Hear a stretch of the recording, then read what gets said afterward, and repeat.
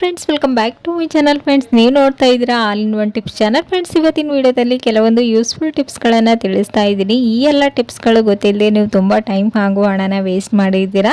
ಹಾಗೆಯೇ ಅಕ್ಕಿಯಲ್ಲಿ ಹುಳುಗಳು ಬೀಳಬಾರ್ದು ಅಂತಂದರೆ ಅದಕ್ಕೆ ಒಂದು ಟಿಪ್ಸನ್ನು ತಿಳಿಸಿ ಅಂತ ಒಂದು ರಿಕ್ವೆಸ್ಟೆಡ್ ವಿಡಿಯೋ ಕೂಡ ಇತ್ತು.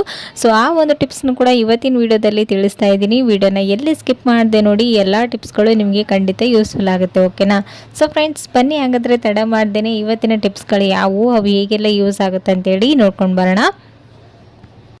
ಸೊ ಮೊದಲೇ ಟಿಪ್ ಬಂದು ಇಲ್ಲಿ ನೋಡ್ತಾ ಇರ್ಬೋದು, ಇವಾಗ ಸ್ವಲ್ಪ ಕೂಲ್ ವೆದರ್ ಇರೋದ್ರಿಂದ ಈ ರೀತಿ ಜೀರಿಗೆನ ನೀವು ಗ್ರೋಸರಿಯಲ್ಲಿ ತಂದು ಒಂದು ಬಾಕ್ಸಲ್ಲಿ ಹಾಕಿ ಸ್ಟೋರ್ ಮಾಡಿದಾಗ ಇದರಲ್ಲಿ ನುಸಿಗಳು ಸೇರ್ಕೊಳ್ಳೋದು ಆ ರೀತಿ ಆಗ್ತಾ ಇರುತ್ತೆ. ಸೊ ಆ ರೀತಿ ಆಗಬಾರ್ದು ಅಂತಂದರೆ ಇದರಲ್ಲಿ ನೀವು ಒಂದೆರಡು ಬ್ಯಾಡಗಿ ಮೆಣಸಿನ್ಕಾಯಿನ ಈ ರೀತಿ ಕಟ್ ಮಾಡಿ ಹಾಕಿ ಇಟ್ಕೊಳ್ಳೋದ್ರಿಂದ ಜೀರಿಗೆಯಲ್ಲಿ ನುಸಿ ಸೇರ್ಕೊಳ್ಳೋದು, ಉಂಡೆ ಕಟ್ಟೋದು ಆ ರೀತಿ ಆಗೋದಿಲ್ಲ. ತುಂಬ ದಿನಗಳವರೆಗೆ ಫ್ರೆಶ್ ಆಗಿರುತ್ತೆ. ಸೊ ಈ ಒಂದು ಟಿಪ್ಸ್ ಕೂಡ ಖಂಡಿತ ವರ್ಕ್ ಆಗುತ್ತೆ. ಒಂದ್ಸರಿ ಟ್ರೈ ಮಾಡಿ ನೋಡಿ, ಓಕೆನಾ? ನೆಕ್ಸ್ಟ್ ಟಿಪ್ ಬಂದು ಫ್ರಿಜ್ಗಳಲ್ಲಿ ನಾವು ಹಾಲು ಮೊಸರು ಏನಾದರೂ ಸ್ಟೋರ್ ಮಾಡಿದಾಗ ಒಂದೊಂದ್ಸರಿ ಒಂದು ವೆಜಿಟೇಬಲ್ಸ್ ಹಾಳಾದ್ರೂ ಫ್ರಿಜ್ಜೆಲ್ಲ ಒಂಥರ ಬ್ಯಾಡ್ ಸ್ಮೆಲ್ ಬರ್ತಾ ಇರುತ್ತೆ. ಸೊ ಅದನ್ನು ಕಂಪ್ಲೀಟಾಗಿ ಅವಾಯ್ಡ್ ಮಾಡೋದಕ್ಕೋಸ್ಕರ ಈ ಒಂದು ಟಿಪ್ಸ್ನ ನೀವು ಯೂಸ್ ಮಾಡ್ಬೋದು. ಏನಿಲ್ಲ, ಜಸ್ಟ್ ಒಂದು ನಿಂಬೆ ಹಣ್ಣಲ್ಲಿ ಅರ್ಧ ನಿಂಬೆ ಹಣ್ಣನ್ನು ತೊಗೊಂಡು ಇದ್ರ ಮೇಲ್ಗಡೆ ಮನೆಯಲ್ಲಿ ಯೂಸ್ ಮಾಡುವಂಥ ಅಡುಗೆ ಸೋಡಾನ ಇದ್ರ ಮೇಲ್ಗಡೆ ಹಾಕಿ ಒನ್ ಡೇ ಫುಲ್ ಫ್ರಿಜ್ಜಲ್ಲಿ ಇಟ್ಟು ಹಾಗೇ ಬಿಟ್ಬಿಡಬೇಕು. ಇದು ಅದರಲ್ಲಿರ್ತಕ್ಕಂಥ ಬ್ಯಾಡ್ ಸ್ಮೆಲ್ ಎಲ್ಲನೂ ನೀಟಾಗಿ ರಿಮೂವ್ ಮಾಡುತ್ತೆ. ನೆಕ್ಸ್ಟ್ ಡೇ ಇದನ್ನು ತೆಗೆದು ನೀವು ಬಿಸಾಕ್ಬೋದು, ಓಕೆನಾ? ಸೊ ಇದರಿಂದ ಫ್ರಿಜ್ಜಲ್ಲಿರುವಂಥ ಬ್ಯಾಡ್ ಸ್ಮೆಲ್ ಎಲ್ಲನೂ ಕಂಪ್ಲೀಟಾಗಿ ರಿಮೂವ್ ಆಗುತ್ತೆ. ಸೊ ಈ ಒಂದು ಟಿಪ್ಸ್ನ ಟ್ರೈ ಮಾಡಿ ನೋಡಿ, ಓಕೆ?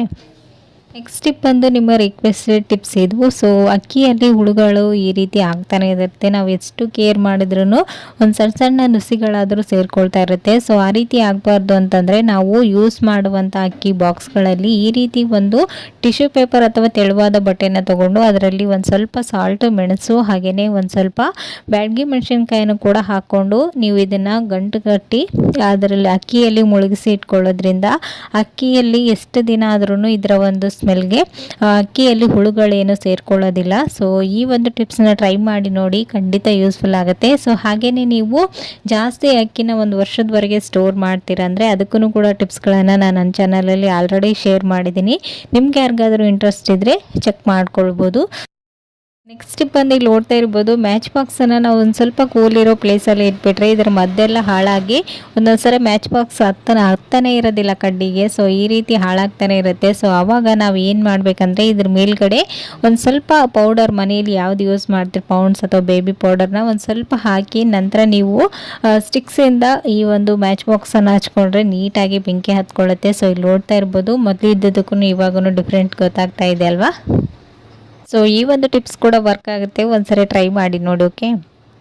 ಸೊ ನೆಕ್ಸ್ಟ್ ಟಿಪ್ ಬಂದು ಇಲ್ಲಿ ನೋಡ್ತಾ ಇರ್ಬೋದು, ಈ ರೀತಿ ಊದಿನ ಕಡ್ಡಿಗಳಿಗೆ ಮನೆಯಲ್ಲಿರ್ತಕ್ಕಂಥ ಜೆಂಡು ಬಾಮ್ ಅಥವಾ ಯಾವುದಾದ್ರೂ ವಿಕ್ಸನ್ನ ಈ ರೀತಿ ಜಸ್ಟ್ ಹಚ್ಚಿ ನೀವು ಈ ಒಂದು ಊದಿನ ಕಡ್ಡಿನ ಉರಿಸೋದ್ರಿಂದ ಮನೆಯಲ್ಲಿ ಜಾಸ್ತಿ ನೊಣಗಳಾಗಿರ್ಬೋದು ಅಥವಾ ಬ್ಯಾಡ್ ಸ್ಮೆಲ್ ಮತ್ತು ಸೊಳ್ಳೆಗಳು ಕೂಡ ಜಾಸ್ತಿ ಬರ್ತಾ ಇದೆ ಕಾಯಿಲ್ ಇಲ್ಲ ಅಂತಂದಾಗ ನೀವು ಈ ರೀತಿ ಇನ್ಸ್ಟೆಂಟಾಗಿ ಒಂದು ಸೊಳ್ಳೆ ಬತ್ತಿನ ರೆಡಿ ಮಾಡ್ಕೊಳ್ಬೋದು. ಸೊ ಇದಕ್ಕೆ ಇದೇ ರೀತಿಯ ಬಾಂಬನ್ನು ಅಪ್ಲೈ ಮಾಡಬೇಕಂತ ಏನಿಲ್ಲ. ವಿಕ್ಸ್ ವಿಪರಬ್ ಇರ್ಬೋದು ಅಥವಾ ಈ ರೀತಿ ಜೆಂಡು ಬಾಂಬ್ಗಳನ್ನು ನೀವು ಜಸ್ಟ್ ಈ ಊದಿನ ಕಡ್ಡಿಗೆ ಅಪ್ಲೈ ಮಾಡಿ ನಂತರ ನೀವು ಇದನ್ನು ಹಚ್ಕೊಂಡು ಮನೆಯಲ್ಲಿ ಹಚ್ಚೋದ್ರಿಂದ ಸೊಳ್ಳೆಗಳೆಲ್ಲನೂ ಕಂಪ್ಲೀಟ್ ಆಗಿ ಹೋಗುತ್ತೆ. ಸೊ ಈ ಒಂದು ಟಿಪ್ಸ್ ಕೂಡ ಖಂಡಿತ ವರ್ಕ್ ಆಗುತ್ತೆ. ಒಂದ್ಸರಿ ಟ್ರೈ ಮಾಡಿ ನೋಡಿ, ಓಕೆನಾ?